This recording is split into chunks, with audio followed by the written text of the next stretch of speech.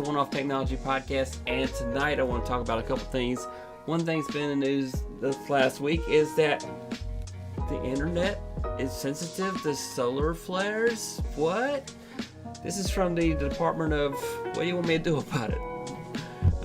Let's talk about this. So, scientists last week, in a big report reported, hey, by the way, in case you didn't know this, if we had like a really bad solar storm and the sun released these giant solar flares, and which of course would release coronal mass ejections, and then that would cause these geoelectrical waves to go through space and head toward Earth, and it would impact not just the internet, but it also could potentially, it would affect radio waves, it would affect electricity. We've always been at risk of this for quite some time. So I tried to get my friendly neighborhood astrophysicist on tonight, and well, you got to settle for me. I'm gonna do the best I can, but let's talk about it. So hey, bam. All right. So solar flares, in case you don't know, what the heck is a solar flare? So it's an increased brightness of the sun, and sometimes it's followed by a coronal mass ejection. What? You're throwing all these words at me. What is a coronal mass ejection? Well, a coronal mass ejection is basically a plasma blast from the sun that usually causes geomagnetic waves. So think about it like all this magnetism coming from the sun and blasting its way through space toward us. So let me show you. Yeah. Mad Max World. Right, yeah. Yeah, definitely. Yeah, ready for the Mad Max World. Yep. Yep. And Sheila was talking about how she's been thinking about this for years since the last. We're going to talk about that a little bit. So I want to show you this cool video. So luckily, you'll go on Wikipedia. Hang on, that's not the one I want to show you. This is the one I want to show you.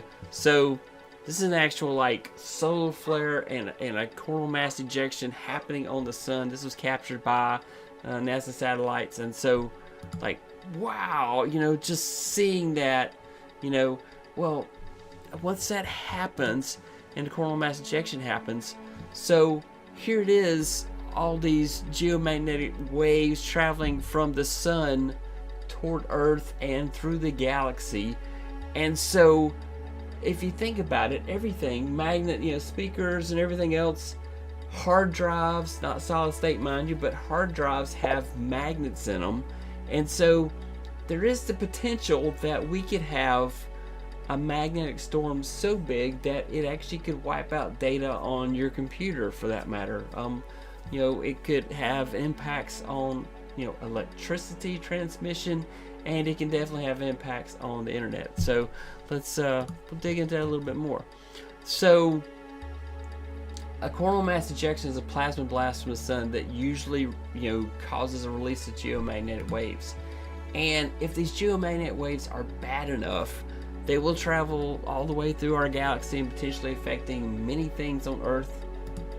And so what would be effective is big enough. It can affect radio waves, it can affect electrical lines, it can affect the internet, and what they revealed last week is especially undersea cables. Now, you may not think about this, but sometimes when you're not able to get your favorite radio station, it's because there are, solar flares happening, and they're not usually majorly disruptive, but they have an impact on you getting your favorite radio station in clearly.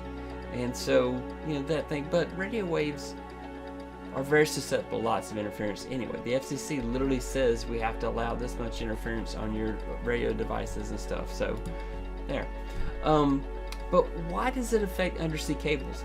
It's because the transmitters between the different sections of undersea cable are so far apart that if they failed, it would be challenging to replace quickly. Luckily, lots of our internet goes over fiber optic cable. Now, fiber optic cable is not affected by electromagnetic waves, but because of routers and switches and repeaters and that type of thing, that transfers signal all the way around the world. Well, anything that's electrical could be affected, so things could be down for a bit before they recover, or they may have to be replaced, which means it could be your favorite website doesn't come right back up because it was affected because of the storm. some examples from the past.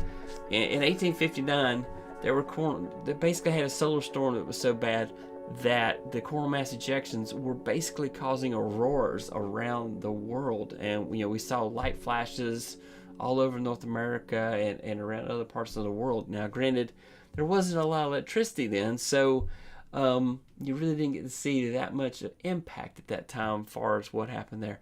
But then in March of 1989, there was a solar storm so big that it knocked out electrical production at a Quebec hydroelectric plant, and this had an impact on them for at least 9 hours.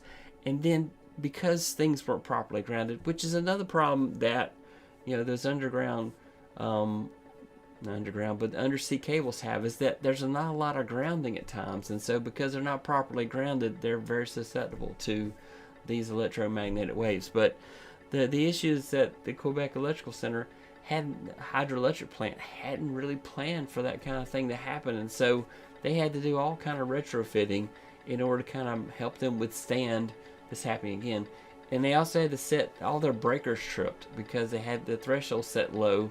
They had to set them dramatically higher in case this happened again. So it had a really crazy effect on them. And so yeah.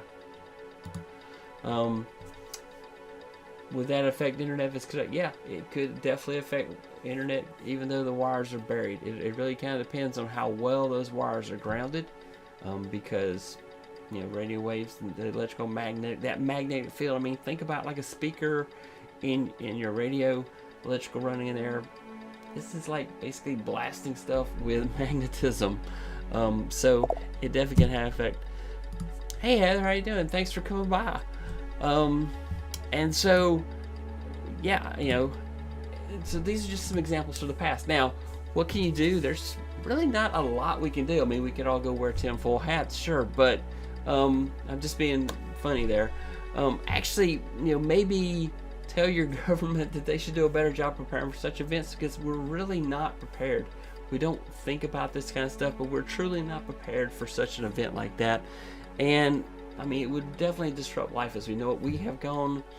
We live so digitally now. We don't even actually usually get money now. Our money is electronically transferred from one bank to another. And so if banks couldn't work, couldn't do their jobs, you couldn't go to ATM machines, you couldn't go to the grocery store and use your debit cards, your credit cards, you couldn't even do Apple Pay, because if we had an event that was major enough to have a major disruption on the internet and even satellite communications. So yeah, but the reason I'm bringing this up is because this is a very fascinating story. Is there anything we can really do? There's things, but not as individuals. These are things that would have to happen on a much bigger scale. But it's something to think about. We all watch Fear of the Walking Dead and all the different zombie shows, and just in post-apocalyptic world. And as somebody was joking, about how we're all in Mad Max, the Thunderdome, it could happen. It could definitely, do we have any protection from some power grids do, but I would say most do not. Most have not prepared for this, and so that's kind of why scientists bring these topics up at different conferences and kind of thing to say, hey, we don't want to be the canary in the coal mine, but we want to be, or the harbingers of doom and it's coming, but to just let you know this is something you need to think about. And so yeah, this is the state of the world as it is, and so yeah, what do you do? I mean, there's so many problems. Do we fix the internet, or we feed everybody? It's kind of like, where do we put our resources? But the point being is that, hey, if we had major solar storm, it could potentially knock out the internet, and those are things that we have to kind of think about, as if there weren't enough things to think about, right? Okay, anyway, my next topic for tonight, I want to talk about Apple. And because Apple has been sued lately, as you might know, Epic Games is suing Apple because they're saying that basically Apple's a monopoly. When you think about the App Store, those apps that you're paying like $1 for, well, 30 cents of it is going to Apple. Can you imagine 30% of everything they sell goes to Apple? If you have a subscription, if you buy subscriptions through an app using an app on the Apple Store, the Apple App Store, 30% of that subscription goes to Apple. So some major companies like Netflix have negotiated separate deals, but Apple has not been very forthcoming about who has this kind of deals. But because a bunch of small developers have formed a class action lawsuit against Apple, and because the European Union is scrutinizing both Apple and Google right now for the way they're handling app stores and how they feel it's very monopolistic and not very fair to developers, Apple is working to make concessions right now in order to kind of placate these, to kind of be ahead of these lawsuits that are coming. And so, for example, they're offering a fund to pay developers if their app hasn't made at least $1 million, where they pay them, so many thousands of dollars and that type of thing. So when you're buying apps on the Apple and on Google's app stores, they're making so much money from this, and so it's just a matter of time before we see Congress and other governments around the world enact things. For example, South Korea right now is really putting the screws to the app stores and really making big demands, and so the other countries are kind of sitting back and waiting to see, what's going to happen here? And it's usually somebody that does something that sets a precedent. So I really anticipate that Apple's going to get much more aggressive, as will Google, to get much more aggressive, that try to make it much more competitive, so they don't seem like they're a monopoly. But yeah.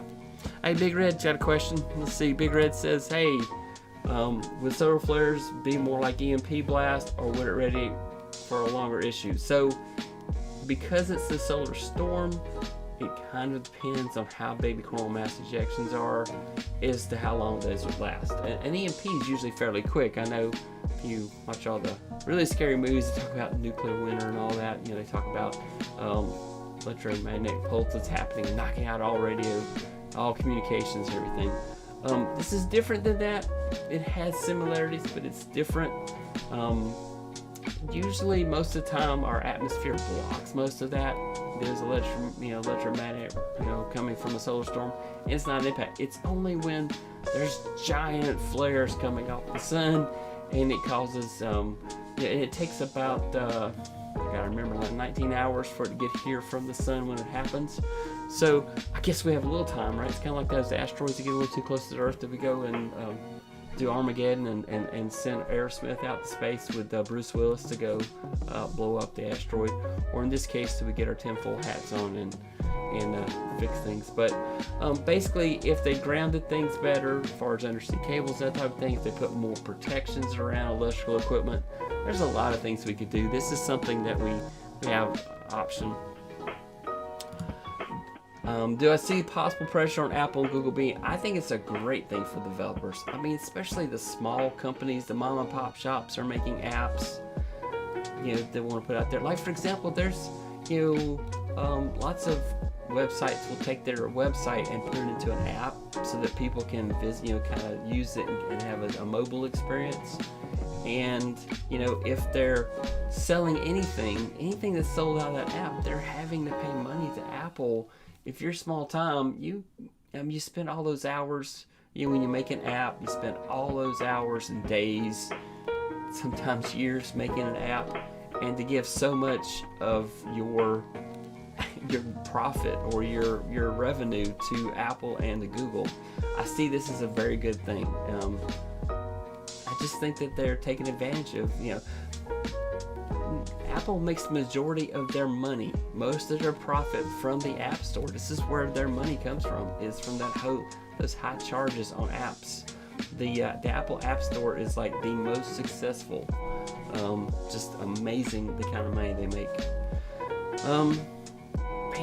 The other thing I was going to talk about tonight was streaming wars that are happening. I want to talk about different streaming services right now. My favorite streaming service right now is YouTube TV. It's been phenomenal. We've had it for quite some time. It's about $70 a month, so it's a little pricey because I bought it when it was originally $50. But it has the most channel selection, and the thing I like best about it is that it's got an amazing DVR. I can go find shows that came on a couple weeks ago. I'll add them. Next time it comes on, it'll play, and they keep your recordings like forever. Then there's Sling TV, which I don't like Sling TV because, well, the interface needs some work, and so it's just, it needs some work. And then the other thing is that they make you pay for their DVR capabilities, which Google's is unlimited, YouTube's unlimited, so very cool there. And definitely, there's others out there as well, but I wasn't prepared to cover that topic as well as I wanted to, because don't you hate when you start off with an idea in mind and then it goes off the rails, and then anyway, any questions? I can't tolerate Sling. I did the 7-day free, and just the interface was horrible, and there were so many shows that you couldn't pause. You could only watch them live. You couldn't fast forward through commercials, and so it made me sad. Can I watch Snoopy on YouTube Premiere? On YouTube TV, unfortunately, Apple TV has Peanuts and Snoopy for some reason. I don't know how that happened, but in fact, last Christmas, for a short period of time, if you wanted to watch like a Charlie Brown Christmas special, you had to have Apple TV to watch the Charlie Brown Christmas special, and then public pressure made them relent and make it available on other platforms. So, which was good because it's tradition to watch the Charlie Brown Christmas special. In fact, that is my favorite Christmas soundtrack, is the Charlie Brown Christmas special. Plus, I have a Charlie Brown Christmas tree I keep at my office back when I had an office.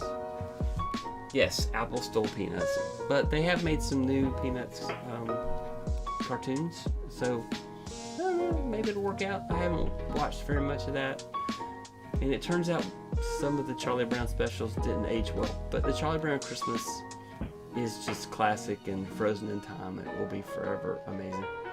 So anyway, that's it. I know a little shorter than I planned for the show to be tonight, but I do appreciate everybody that came by. We could do question and answers.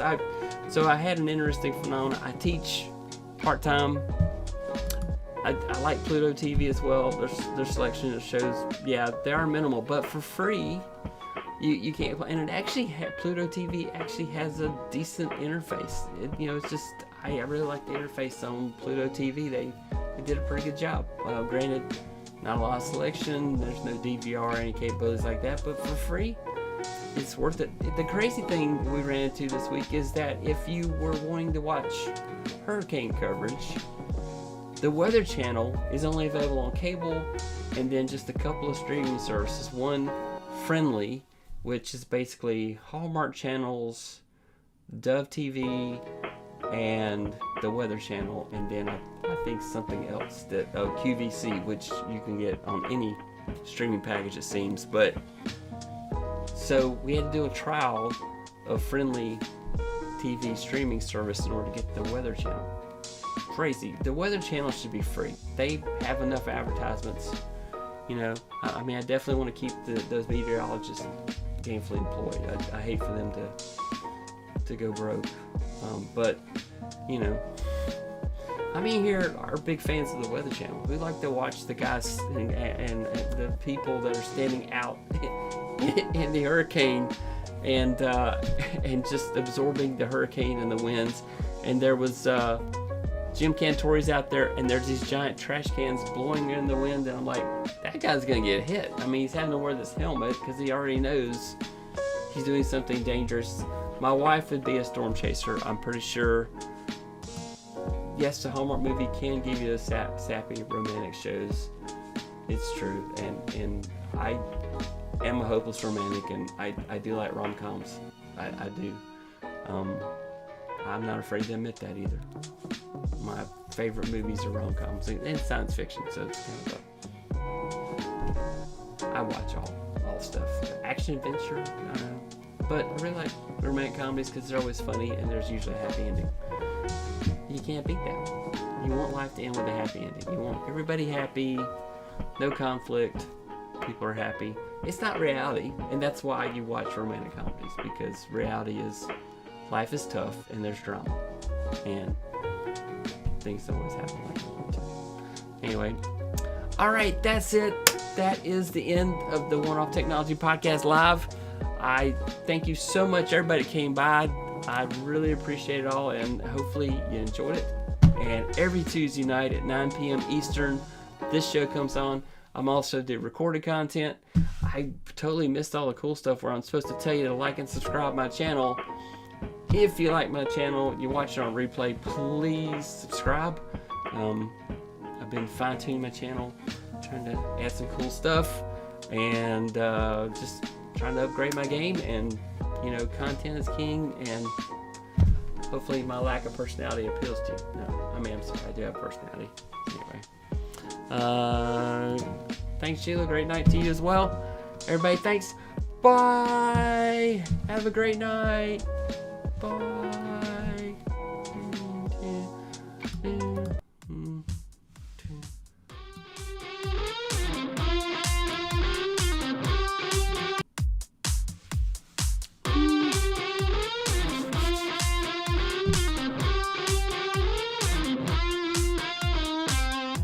This is the One Off Technology Podcast with your host, Roy Richardson. Each week we cover topics in the news and how they affect you. Sit back, relax, and open your mind.